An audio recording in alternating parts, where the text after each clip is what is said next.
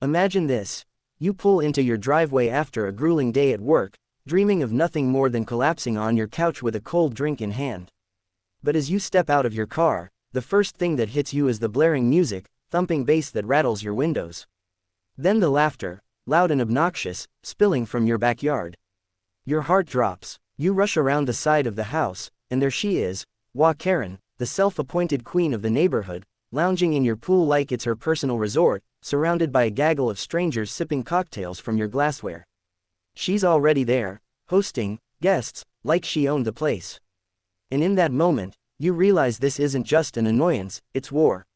My name is Emily, and this is the story of how one entitled busybody pushed me to the brink, turned my quiet suburban life into a nightmare, and ultimately faced the kind of clever comeback that left her reeling. It all started innocently enough, or so I thought. We'd moved into Willow Creek Estates 2 years ago, my husband Mark and I, fresh from the city chaos, seeking that idyllic picket fence dream. The neighborhood was picture perfect. Manicured lawns, friendly waves from porches, and an HOA that promised to keep everything harmonious. Little did I know, harmony was code for tyranny under the iron fist of Karen Whitaker. Karen was the HOA president, a title she wore like a crown. Mid-50s, with a bleach blonde bob that never moved an inch, even in a hurricane, and a perpetual scowl that could curdle milk. She had no job that anyone knew of. Rumor had it her husband left her a hefty settlement after their divorce, but she made policing the neighborhood her full-time gig. Forgotten trash bins, fine, slightly overgrown hedges, warning letter, God forbid you painted your mailbox without approval, that was grounds for a public shaming at the monthly meetings. At first, I tried to stay on her good side. I baked cookies for the welcome committee, volunteered for the annual block party cleanup. Mark and I even hosted a barbecue once, inviting everyone, including Karen. She showed up with a store-bought potato salad and proceeded to critique my grilling technique for the entire evening. Emily, dear, you really should use organic charcoal. The chemicals in that stuff are poisoning our air quality. I smiled through gritted teeth, but inside, I was seething. Things escalated when we decided to renovate our backyard. We'd saved for years to install a modest pool, a simple in-ground affair with a small deck for lounging. We submitted the plans to the HOA board, jumped through every hoop, permits, surveys, even a color swatch for the tiles to match the community aesthetic. Approval came after weeks of delays, courtesy of Karen's concerns about water usage and noise during construction. Finally, it was done. Our oasis, a place to unwind, host family gatherings, maybe even teach our future kids to swim. But Karen had other ideas. It began subtly. One afternoon, I came home to find her inspecting the pool area. She claimed she was checking for compliance, making sure the fence height met code. I politely asked her to leave, but she lingered, dipping a toe in the water. Oh, this is lovely. You know, the community could benefit from something like this. I laughed it off, thinking she was joking. She wasn't. A week later, Mark and I returned from a weekend getaway to find wet towels strewn across our deck chairs, empty beer cans floating in the pool, and a note taped to our back door, thanks for the use of the facilities. HOA pool party was a hit, Karen. My blood boiled. She'd hosted a gathering in our backyard without permission. We checked the security camera footage. Yes, we had one installed after some neighborhood petty thefts, and there she was, letting herself in through the side gate with a spare key she'd somehow acquired.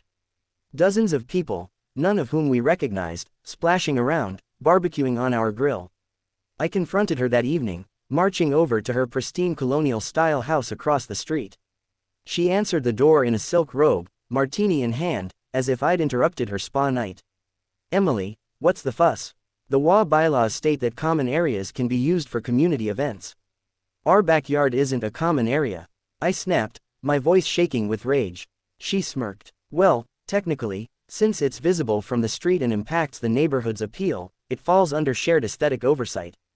Besides, everyone had a wonderful time. You should be flattered. Flattered. I was violated. Mark had to pull me away before I said something I'd regret. We changed the locks on the gate that night, installed a better alarm system. But Karen was relentless. She started citing us for minor infractions. A leaf blower left out overnight, holiday lights up a day past the deadline. Fines piled up, $50 here, $100 there. It was harassment, plain and simple. The emotional toll was worse. I'd always been the peacekeeper, the one who avoided conflict. But this, it gnawed at me. Sleepless nights replaying the footage, imagining strangers rifling through our things. Mark tried to calm me, suggesting we appeal to the board. But Karen controlled them like puppets, half were her cronies, the other half too scared to oppose her. Then came the breaking point. My sister, Lisa, was visiting with her 2 kids, nieces I adored. We'd planned a quiet pool day, just family. But as we set up lunch, Karen appeared at the gate, rattling it like a caged animal. Emily, open up, I have guests arriving for the weekly bridge club swim. I froze. Guests, again, this is private property, Karen. Leave. She waved a sheaf of papers. According to the updated bylaws I just passed, excess amenities like pools must be shared during peak hours to promote community bonding.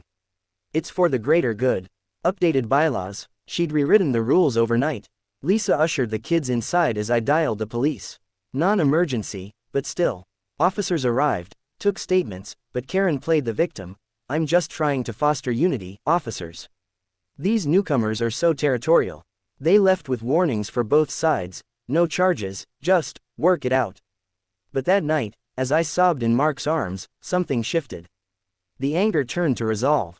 This wasn't about a pool anymore, it was about reclaiming our home, our peace.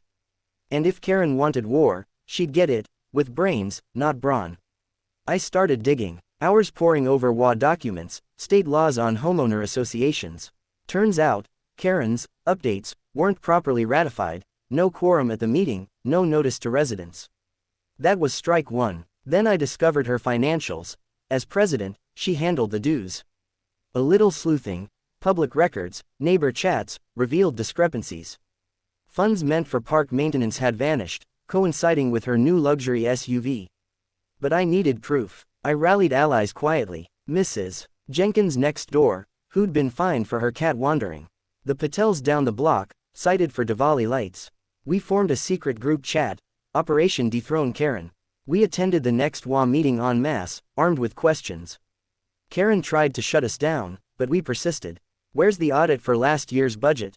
I asked sweetly. She flustered. That's confidential. Not according to state law, I countered, sliding copies across the table. The room murmured, seeds of doubt planted, but Karen fought back dirty. Anonymous complaints to child services about unsafe pool conditions during Lisa's visit, baseless, but humiliating. Our mail tampered with, bills arriving late leading to fees. Even our jobs. She called Mark's boss, claiming he was disruptive in the community, whatever that meant. It hurt deeply. I questioned moving, but Mark refused. We built this life. We fight. The turning point came when I found her Achilles heel. While reviewing old meeting minutes, I spotted a pattern. Karen hosted events, not just in our yard, but others. But hers, immaculate, untouched. Why? Because her property had a hidden gem, a massive underground bunker, built during the Cold War era, now converted into a lavish party space. How did I know? A disgruntled contractor she'd stiffed spilled the beans over coffee. But the kicker? It wasn't permitted. No HOA approval, no city permits. Hypocrisy at its finest. I planned the revenge meticulously. First, we petitioned for a special election to recall Karen as president. Signatures poured in once word spread. She countered with smear campaigns, flyers calling us troublemakers disrupting harmony. Election day arrived tense. The community center buzzed with whispers. Karen strutted in, confident. But as votes tallied, her face paled. Overwhelming majority against her. She was out. But that wasn't enough. During her farewell speech, rambling about ingratitude, I stood. Before you go, Karen, perhaps you'd like to host the victory party. At your place, of course. We hear you have quite the setup underground. The room went silent. She stammered. What are you talking about? I projected photos, snapped discreetly by a neighbor's drone, showing the bunker's entrance. Unpermitted construction, Karen. Fines could be steep. But hey, share and share alike, right? She bolted, but it was too late. City inspectors were already en route, tipped off anonymously. Turns out, the bunker violated multiple codes, electrical hazards, no egress. They shut it down, slapped her with thousands in penalties. Her guests, fair weather friends, abandoned her. Last I heard, she sold the house at a loss, moving to a condo where HOAs weren't allowed. As for us, the pool is ours again. Peace restored. But the scars linger, the violation, the fight. It taught me, sometimes, the quiet ones strike hardest.